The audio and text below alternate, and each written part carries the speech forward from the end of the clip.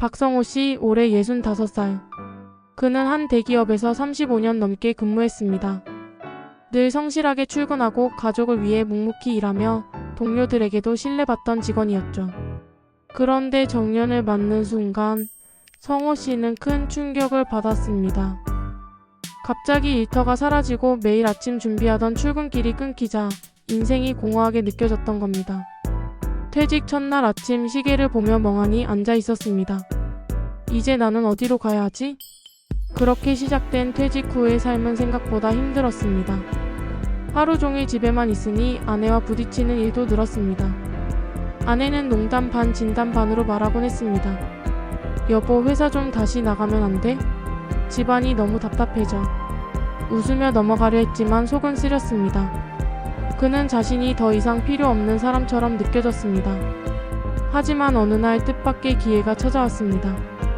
오랜 지인이 작은 도서관 봉사를 권했습니다. 책을 정리하고 아이들에게 동화를 읽어주는 단순한 일이었죠.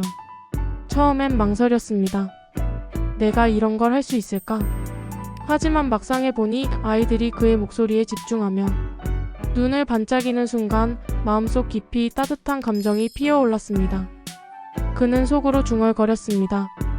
아직도 내가 할 수 있는 일이 있구나. 도서관 봉사는 성호 씨의 삶에 작은 활기를 불어넣었습니다. 그리고 그는 문득 오랫동안 마음 한구석에 담아두었던 취미를 떠올렸습니다. 바로 원이었습니다. 회사에 다니던 시절 작은 화분을 가꾸고 주말마다 텃밭에서 흙을 만지는 게 낙이었죠.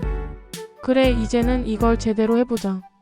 그는 지역 평생교육원의 원예 수업에 등록했습니다. 동갑내기 수강생들과 함께 씨앗을 심고 꽃을 가꾸며 새삼 배우는 즐거움을 느꼈습니다. 흙을 만지고 꽃을 키우니 나도 다시 살아나는 것 같았다. 그의 표정엔 오랜만에 미소가 번졌습니다. 취미로 시작한 원예는 곧 더 큰 변화를 가져왔습니다.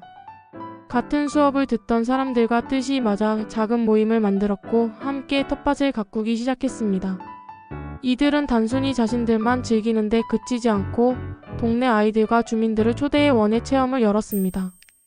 아이들은 꽃을 심으며 신나했고 어른들은 모임을 통해 소통하며 즐거워했습니다. 그리고 이 과정에서 자연스럽게 수익도 생기기 시작했습니다. 화분을 판매하고 지역 축제에서 부스를 열자 생각보다 많은 사람들이 관심을 보였던 겁니다.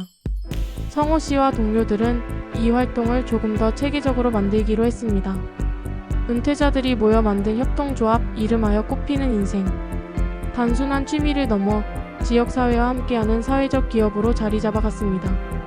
성호 씨는 말합니다. 처음엔 무료한 시간을 보내다 어쩔 수 없이 시작한 일이었는데 이제는 매일 아침이 기다려집니다.